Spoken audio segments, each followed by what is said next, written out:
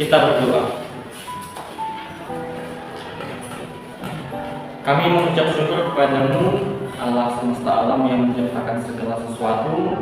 Kami bersyukur kepada Tuhan atas segala lawanan Tuhan dalam kehidupan kami sampai pagi ini.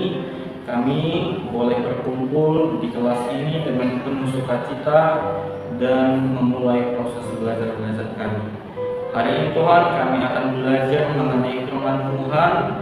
Ajari kami supaya kami dapat mengerti akan firman Tuhan dan dapat menerapkannya dalam kehidupan kami.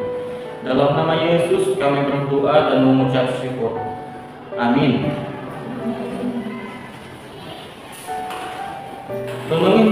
Renungan kita pada hari ini terambil dari Matius 7 ayat 12 sampai 14. Matius 7 ayat 12 sampai 14.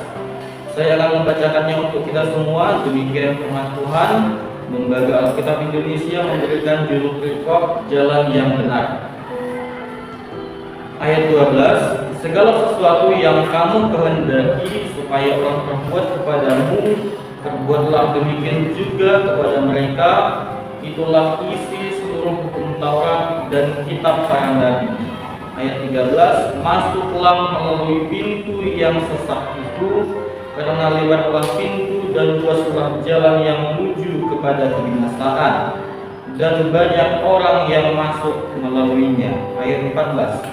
Karena sesatlah pintu dan sempitlah jalan yang menuju kepada kehidupan, dan sedikit orang yang mendapatinya. Shalom teman-teman. Shalom. Judul kita pada hari ini yaitu kebaikan sejati dan pilihan kekal. Bisa teman-teman ulangi? Kebaikan sejati dan pilihan yang kekal. Teman-teman, kalau kita bahas pada ayat yang ke-12 ini, saya bacakan sekali lagi. Segala sesuatu yang kamu kehendaki, teman-teman, kalau kita perhatikan, segala sesuatu yang kita kehendaki artinya kita harus sesuatu yang positif dong, pastinya yang kita dapatkan. Pastinya seperti itu. Kalau teman-teman ingin yang buruk, itu sudah melenceng pikirannya. Oke? Segala sesuatu yang kamu kehendaki supaya orang berbuat kepadamu, perbuatlah demikian juga kepada mereka. Teman-teman, kita ingin yang baik. Kita juga ingin dimengerti oleh orang lain. Kita ingin dihormati. Kita ingin dimaafkan dan diberi kesempatan kedua kali. Tapi teman-teman, apakah kita sudah melakukan itu kepada orang lain? Itu yang menjadi pertanyaan bagi kita semua. Kemudian di ayat yang ke-13, masuklah melalui pintu. Teman-teman, kalau kita perhatikan, masuklah melalui pintu yang seperti itu, ini menggambarkan cobaan duniawi yang ada di kehidupan kita sekarang ini. Cobaan duniawi. Oke, teman-teman, kita masuk pada poin yang pertama. Poin yang pertama saya beri, perlakukan orang lain seperti kami mau diperlakukan. Perlakukan orang lain seperti kamu mau diperlakukan. Tadi kita bahas kalau kita ingin yang baik pada diri kita, haruslah kita memberikan juga kepada orang lain. Jadi baik ketemu yang baik. Ingat nggak, dalam istilah biologi ada namanya simbiosis mutualisme. Oke, simbiosis mutualisme ini artinya kita membalas kebaikan dengan kebaikan, atau istilahnya saling menguntungkan dalam kehidupan kita. Misalnya dalam dunia hewan ada seekor kerbau dan seekor jalak, di mana kerbau memiliki kutu dan si jalak yang memakan kutunya. Itu merupakan suatu simbiosis mutualisme. Yang satu mendapat makanan, yang satu lagi merawat tubuhnya sendiri, ya kan? Dengan kerbau tidak mengusir sejalaknya, gitu teman-teman. Kemudian Begitu juga dengan kehidupan kita, teman-teman. Kita harus saling mendahului dalam berbagai hal. Seperti yang dikatakan pada Roma 12 ayat yang ke-10. Roma 12 ayat yang ke-10. Demikian firman Tuhan, hendaklah kamu saling mengasihi sebagai saudara dan saling mendahului dalam memberi hormat. Kalau kita perhatikan ayat Roma 12 ayat 10 ini, teman-teman, kita harus saling mendahului dalam memberi hormat. Tahu istilah hormat itu apa? Hormat itu mencakup segala hal, mulai dari kebaikan, pokoknya hal-hal yang baik gitu, teman-teman. Jadi kalau kita saling mendahului dalam memberi hormat, artinya kita juga akan mendapatkan hal yang demikian, hal yang baik juga pada kita. Kemudian, teman-teman, poin yang kedua itu saya beri pilihan ada di tangan kita. Terdapat pada ayat yang ke-13. Tadi sudah kita bahas kalau Matius 7 ayat 13. Saya bacakan sekali lagi ya. Masuklah melalui pintu yang sesat itu, karena lebarlah pintu dan luaslah jalan yang menuju kepada kebinasaan. Saya ambil ilustrasi dulu, teman-teman, mengenai cerita Yunus yang melenceng daripada perintah Tuhan. Pada suatu ketika datanglah panggilan Tuhan kepada Yunus untuk memberitakan Injil kepada jemaat yang ada di Niniwe. Tapi dia melenceng daripada perintah Tuhan itu dan pergi ke Tarsis.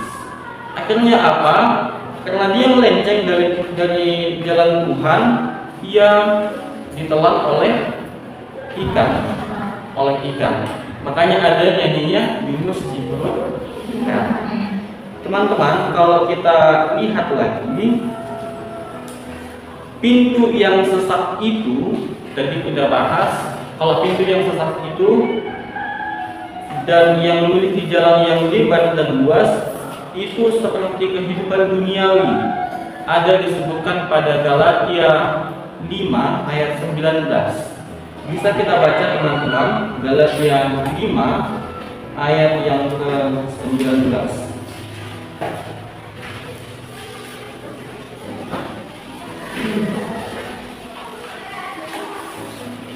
Galatia 5 ayat yang ke-19. Perbuatan daging telah nyata, yaitu cabulan, kecemaran, hawa nafsu.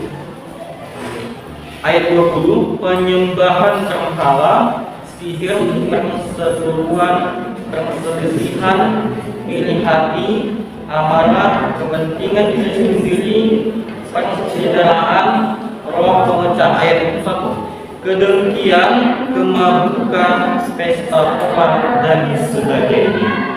Itu merupakan kehidupan duniawi.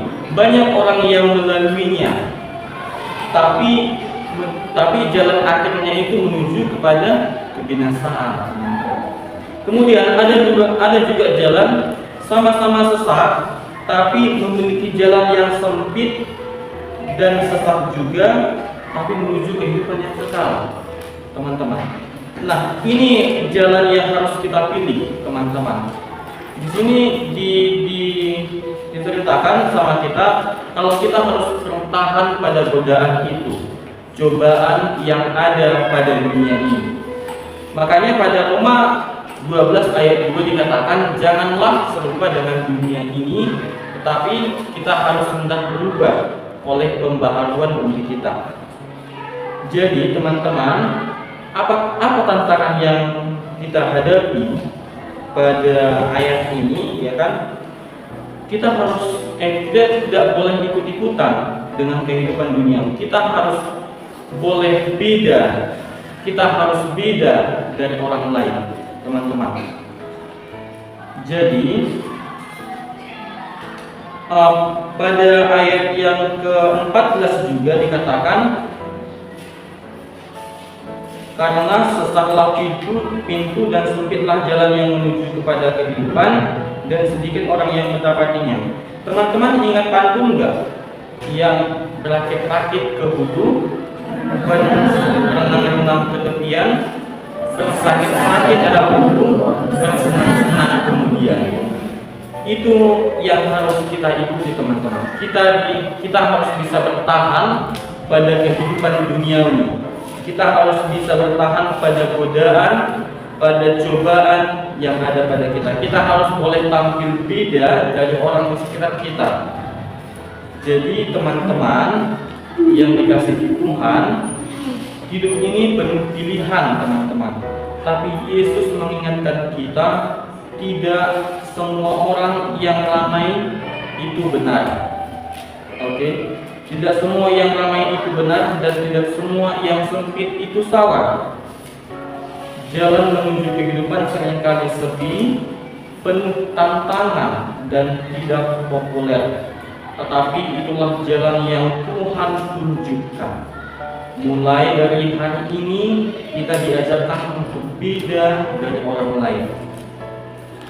Amin. Untuk firman Tuhan, kita kembali berdoa. Terima kasih kami ucapkan kepadamu, Tuhan Yesus, atas berkat Tuhan kami menikmati firman Tuhan yang kami dengar. Ajari kami Tuhan untuk tampil beda dari orang lain, supaya kami boleh masuk pada kehidupan kekal yang Tuhan janjikan pada kami. Inilah kami Tuhan, sertai kehidupan kami dalam satu hari ini. Dalam nama Yesus kami berdoa dan mengucap syukur. Amin.